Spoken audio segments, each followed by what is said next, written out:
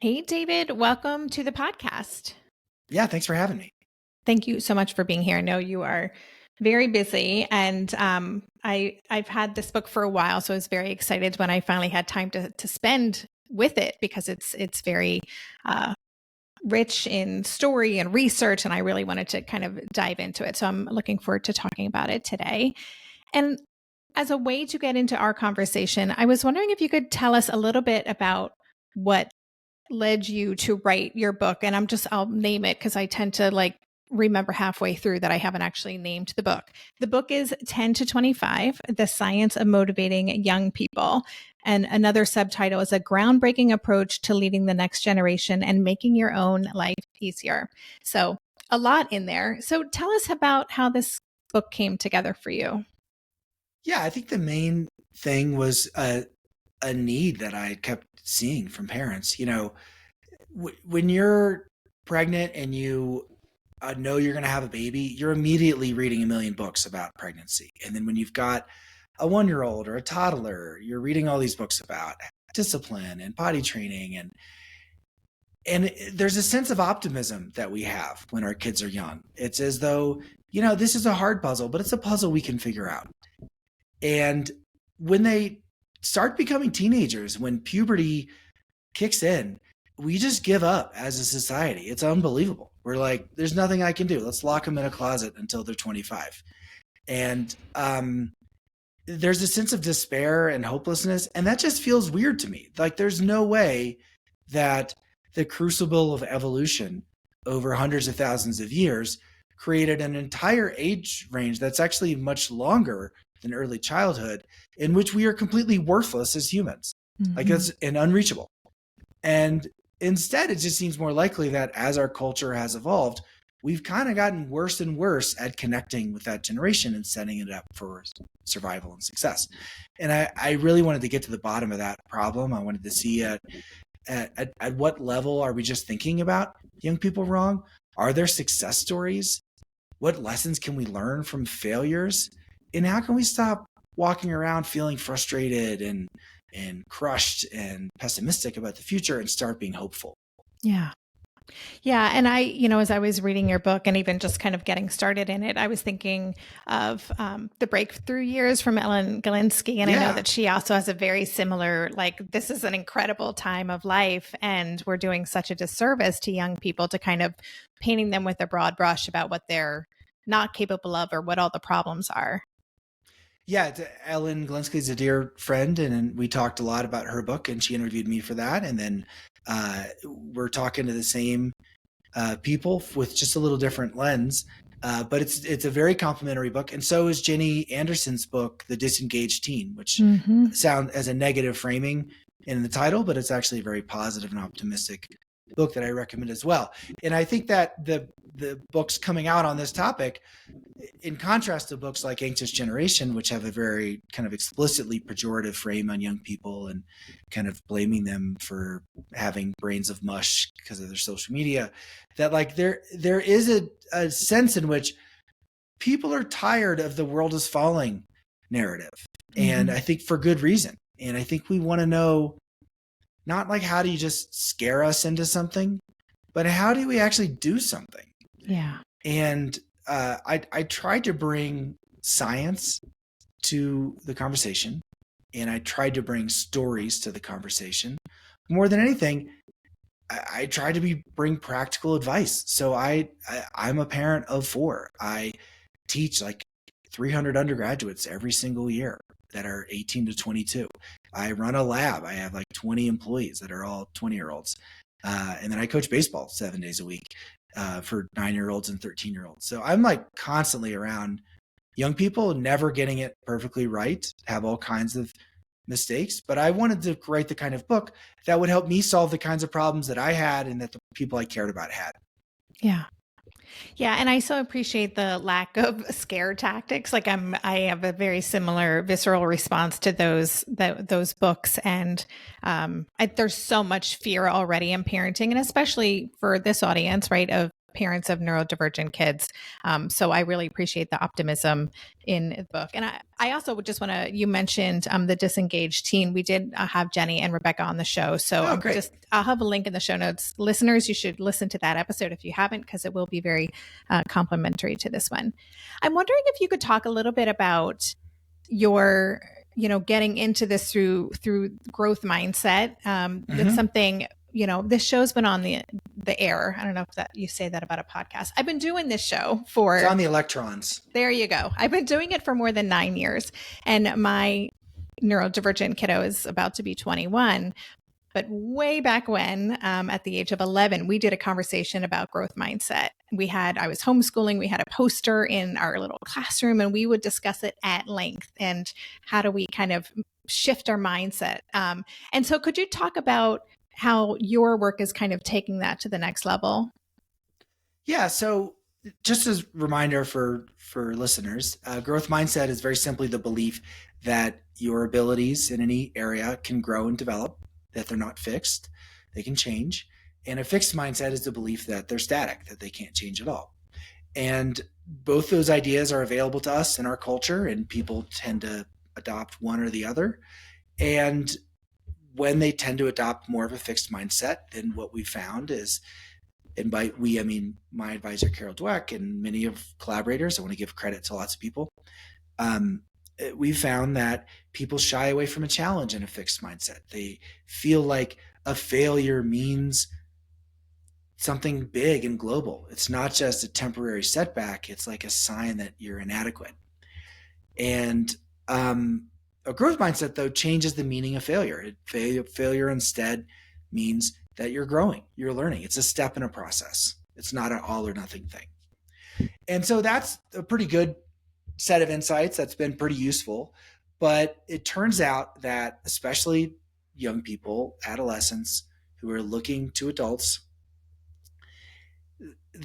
they notice inconsistencies and hypocrisies if adults say that you should have a growth mindset, but they don't act as though they're helping you to grow. So to give you a concrete example, a kid on a sports team where the coach is like, we have a growth mindset. Everyone can improve and then play better. But the same kid plays shortstop and pitches every single time. And the same kid is right field and sits the bench every single time. And that never changes, right? So you can say you have a growth mindset, but they're not making it true. Similarly, a teacher might say, have a poster on the wall that says, have a growth mindset. And here's what a fixed mindset is. And the growth mindset is better. But then when the kid does the assignment, if they don't get 100, there's no way for them to look at their mistakes and improve their grade after they have turned in the assignment. Now, of course, I understand why teachers might not do that. They have to grade more papers if they let kids revise things. But if you really say mistakes are your friend, then you can't have one and done assignments, because there's no point for a kid to look at their mistakes. It's idiotic from their perspective. And the teacher looks like a hypocrite. So that realization led us to say, well, who are the adults who create really great growth mindset relationships and cultures? The people who live it and embody it. And so a lot of what I did in the book was to go out and find these people, study what they do, try to name it and describe it. And then with Carol Dweck and Mary Murphy and many others, we've done experiments now to change adults' beliefs, behaviors, etc., so that way they act with more of a growth mindset and they create that culture. In fact, just yesterday, I was in West Virginia training about 80 managers at McDonald's. They're managers who manage 15 to 22-year-olds so that they have a growth mindset when they're teaching you how to use the grill and the drinks and stuff like that, rather than saying, you're an idiot, you'll never get another shift again. So we've gone from thinking about individuals' mindsets to leaders' mindsets, and then look at the actions of the leaders. And then finally, how do you change the leaders so that way they authentically support growth?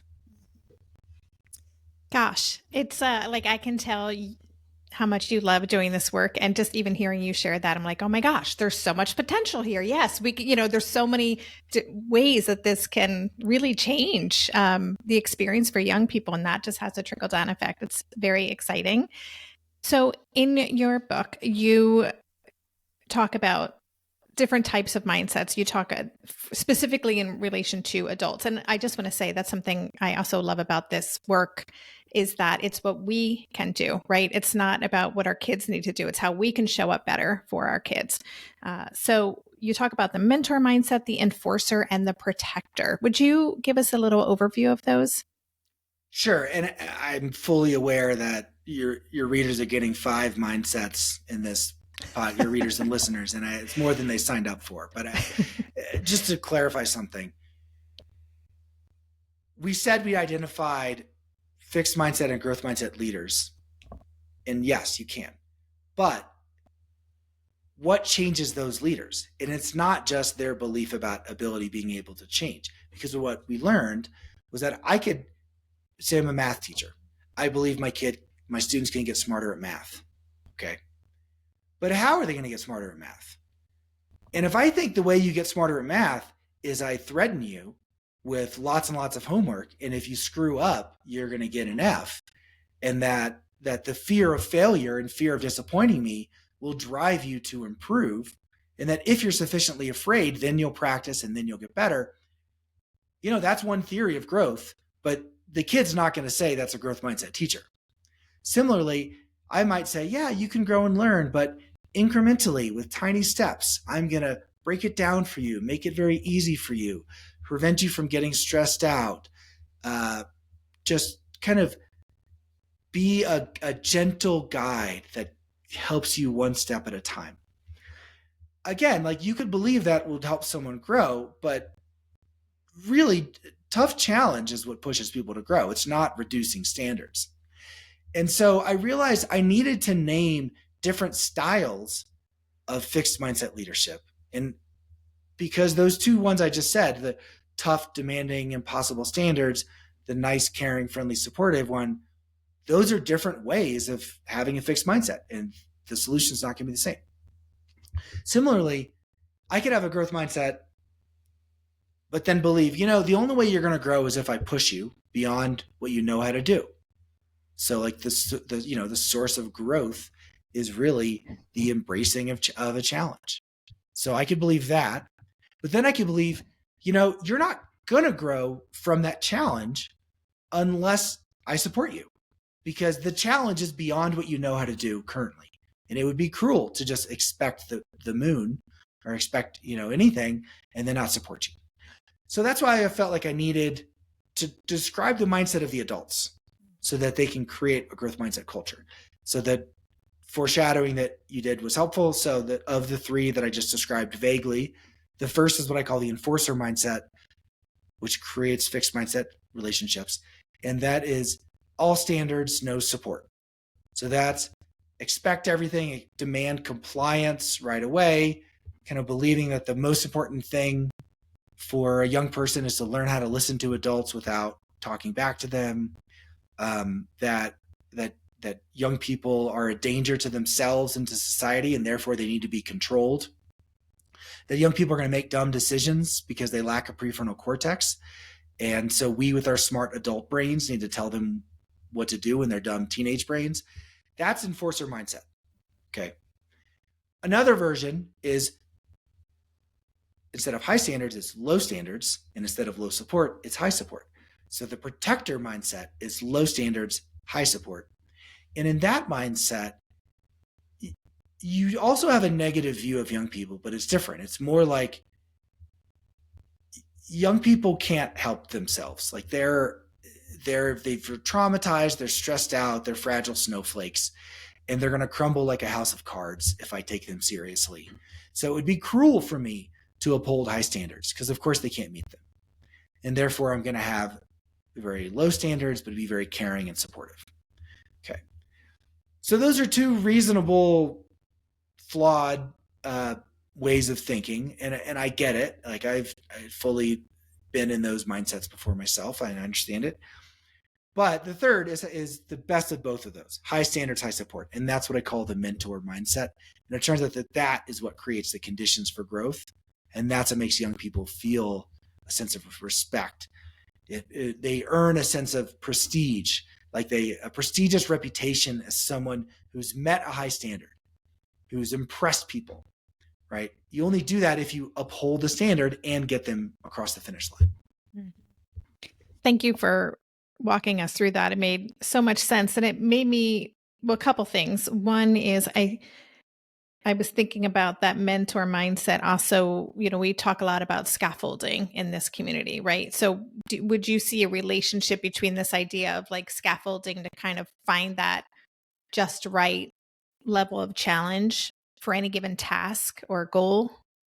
Yeah, I think in neurodiversity, it's really tricky because you have to define standards and support.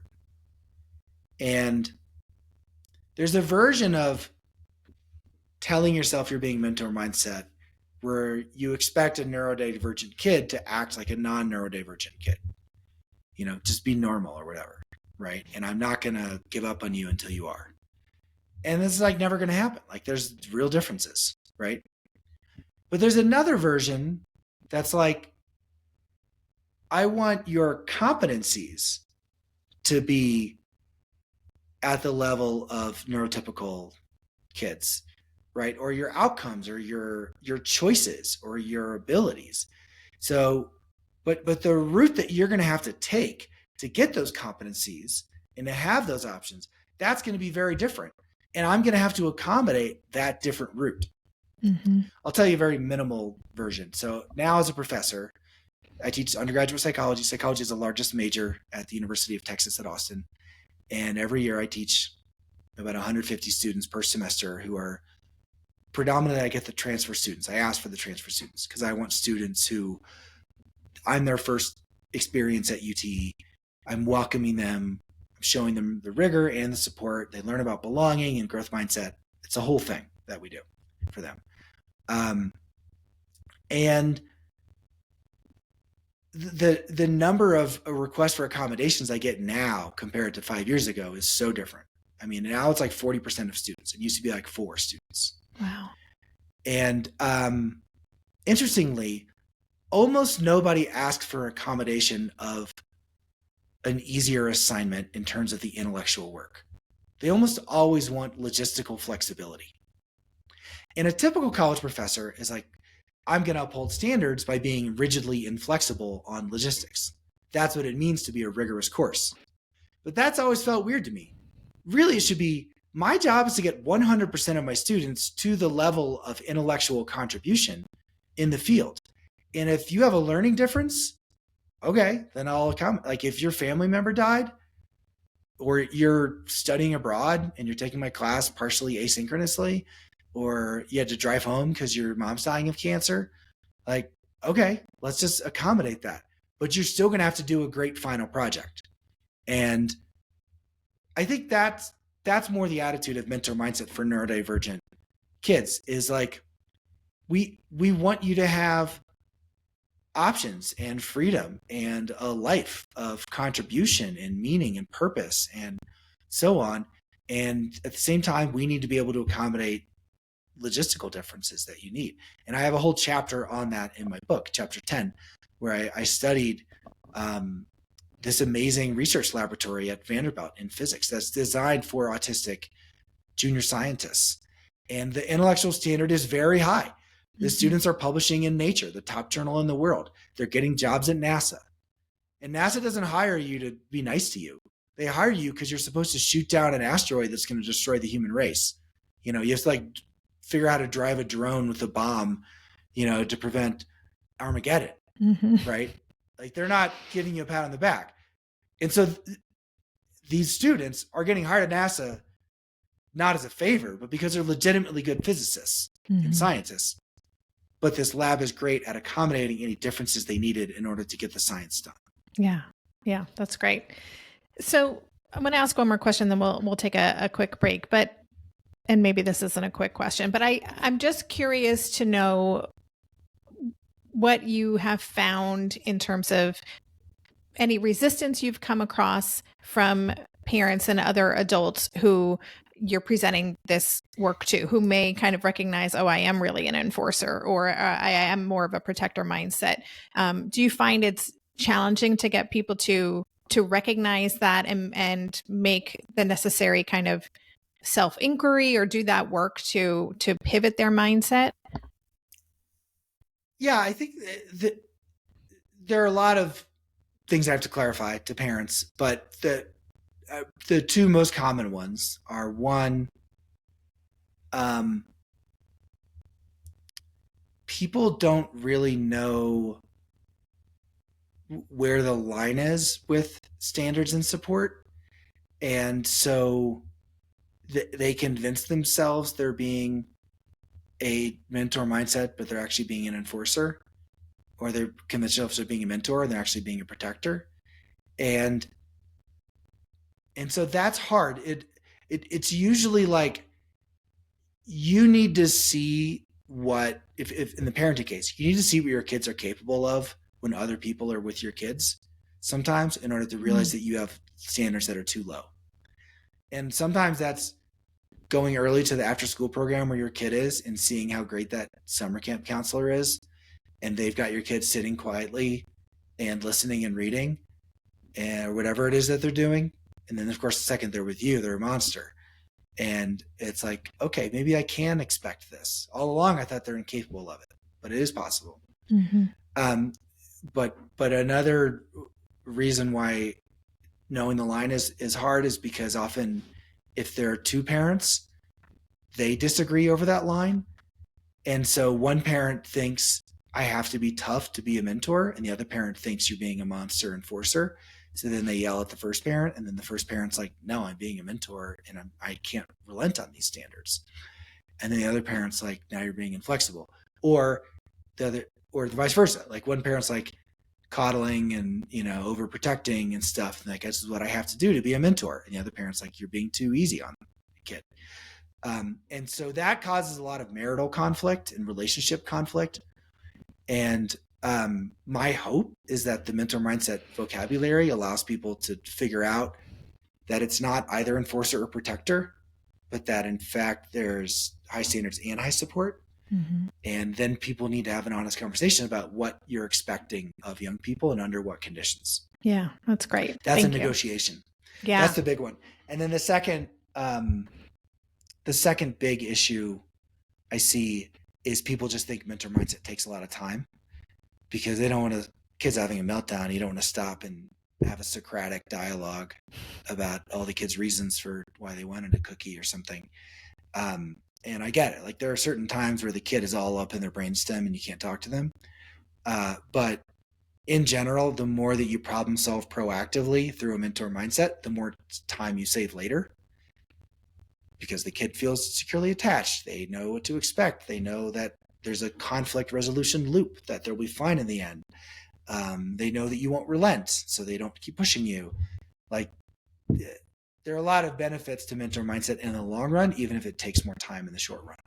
Yeah, absolutely. And it's so respectful. And that's a big theme throughout your book, is the importance of respect for young people. And that's certainly the way that we want to show up for our kids. So one of the chapters that I took a lot of notes on and just felt, it's something we talk a lot about in this community too, is this sense of belonging. And I've had many conversations with my friend and colleague, Phyllis Fagel, on this idea of identity and belonging in young people. And I'm just kind of fascinated by it, especially because it is so protective and important for young people to have a sense of belonging. And it can be especially tricky for neurodivergent kids sometimes to access that. But I was wondering if you could talk a little bit about the relationship between belonging and motivation.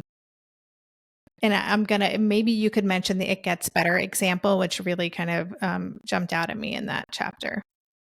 Yeah. So belonging is, let's give it a definition. So there's a version of belonging that is about what level you should be on. Like, you belong in a remedial class, or a baseball player belongs in AA or AAA. It's really when I say belonging, I sometimes mean I'm evaluating your competence at a skill. And I get that. It makes sense. But another meaning of belonging is that you get to take for granted that this place in community and these relationships are for you. And non-belonging is you don't get to take for granted that you fit there. And so it's constantly in question, and you have to prove that you're in the right place at all times. That's what it means to not belong. Right? So an example would be a bunch of teenagers in a circle shooting the shit, telling jokes, you know? If you belong in that group of friends, it doesn't matter if your joke bombs. You'll laugh it off. You'll make a sarcastic joke. You're not going to be kicked out of the friend group. If you're worried that you don't belong in that group and that they're going to exclude you and your joke bombs, you're like, that was the kiss of death. And you want to just slink away and hide in a cave, right? You've never been more humiliated in your life. Okay. So when you talk about motivation and belonging, you know, I don't think of it as like a level up or a power, or like, it's not energy. I think of it as when we take our belonging for granted, we keep doing stuff in that role or domain because it's like, of course I am.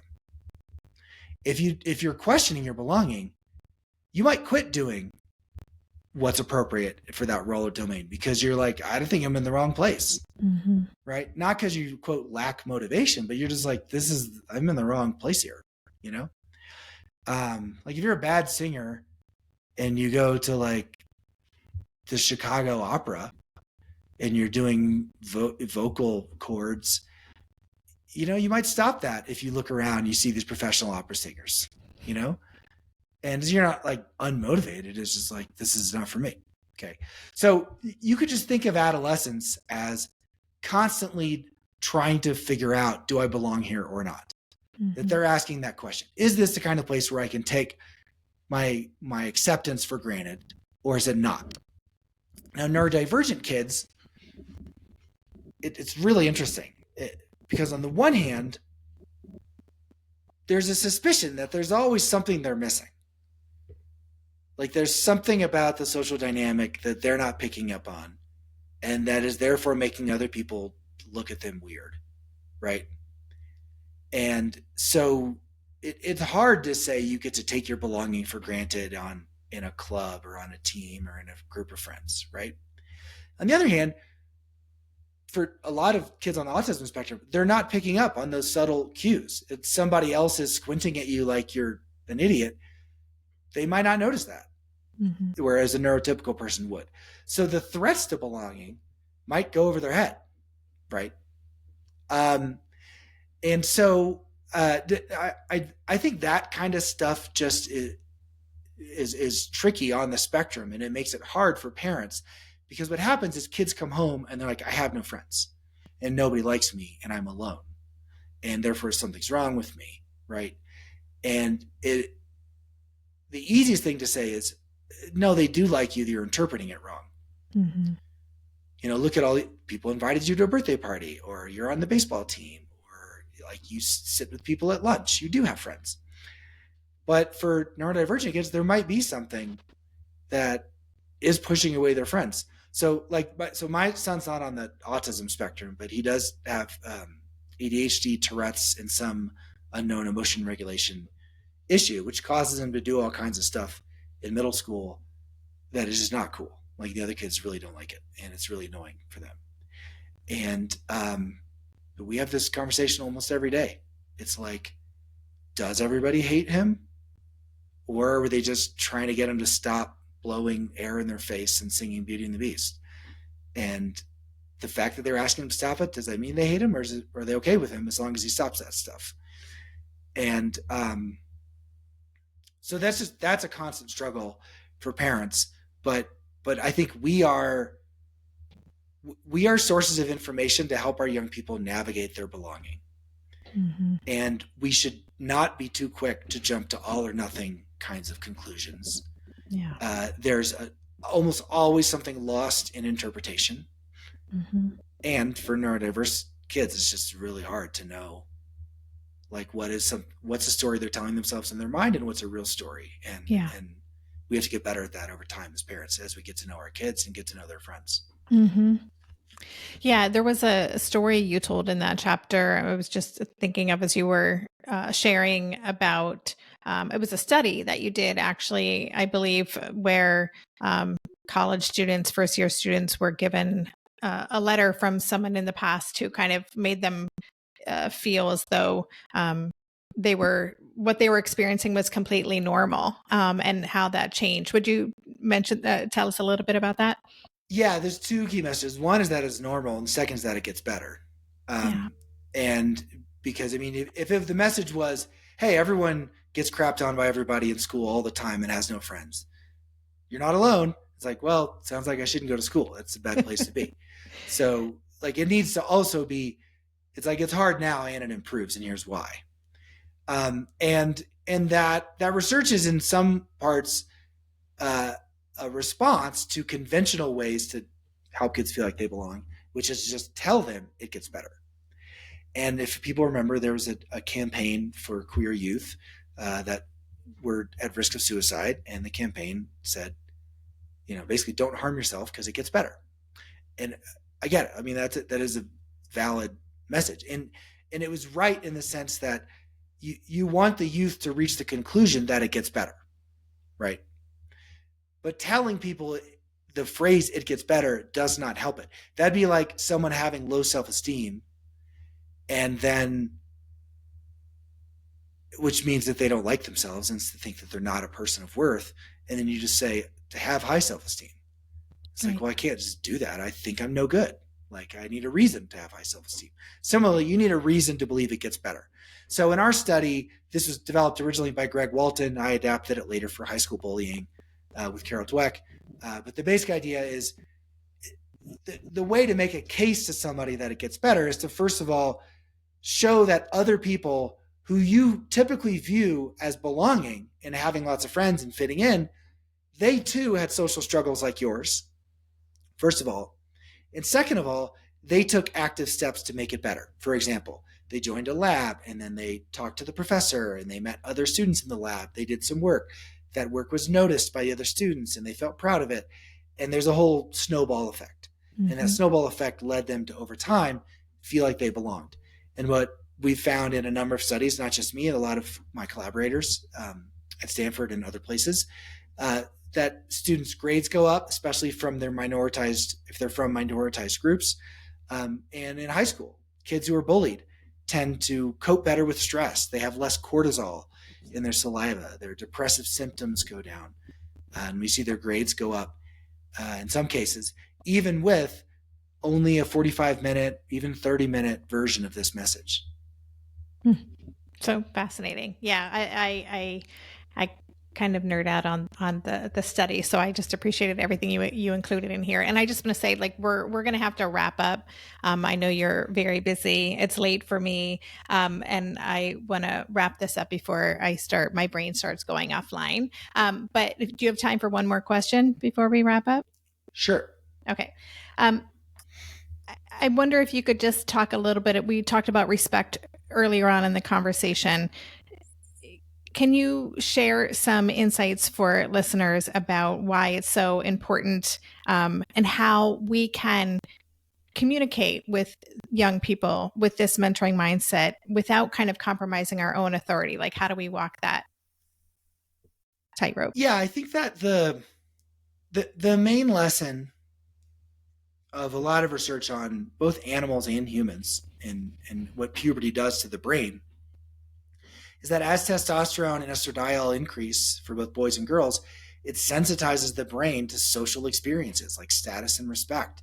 So the feeling of humiliation never feels as bad as it does in adolescence, and the feeling of pride, earning a great reputation, never feels as good.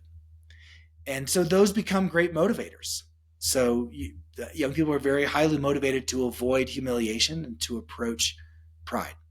And that's true even for neurodiverse individuals. Again, when I was speaking at the Frisk Center at Vanderbilt, the idea that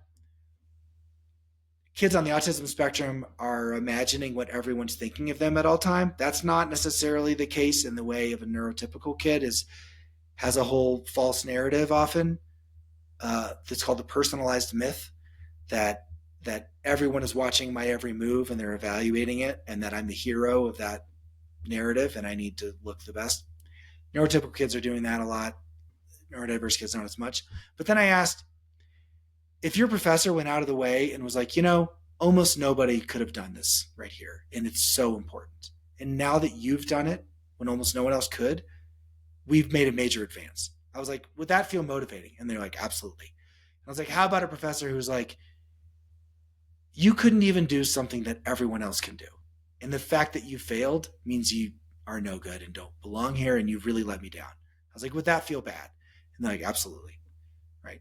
So pride and shame are still motivating to people on the spectrum and off the spectrum. It might look a little different, but we have to pay attention to it, because if we don't, then we end up missing out on some of the most powerful motivations. And therefore we end up just yelling at kids like an enforcer, or stopping expecting anything like a protector.